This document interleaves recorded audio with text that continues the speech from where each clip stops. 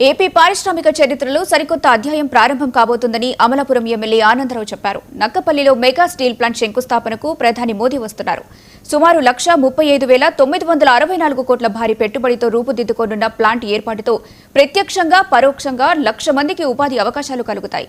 ఈ పరిశ్రమకు అనుబంధంగా 11,192 కోట్లతో 50 మిలియన్ మెట్రిక్ టన్నుల సామర్థ్యం గల క్యాప్టెన్ పోర్ట్ నిర్మాణం జరిగితే మరింతగా ఆంధ్రప్రదేశ్ అభివృద్ధి చెందనుందని ఎమ్మెల్యే ఆనందరావు చెప్పారు. చంద్రబాబు బ్రాండ్ ఇమేజ్, పవన్ కళ్యాణ్ పిలుపు, లోకేష్ కృషితో ఏపీకి భారీ ప్రాజెక్టులు మరిన్ని వస్తాయని ఆనందరావు చెప్పారు.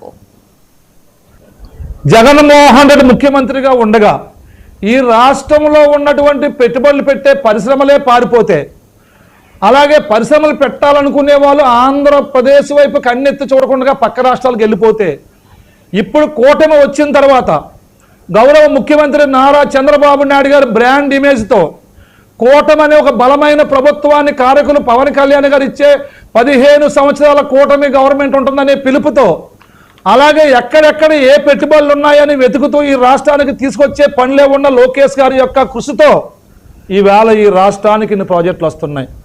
దీనివల్ల ఆంధ్రప్రదేశ్లో ఉన్న ప్రతి వ్యక్తి దీన్ని గమనించి భవిష్యత్తు ఆంధ్రప్రదేశ్ రూపం మారబోతుందంటానికి, అలాగే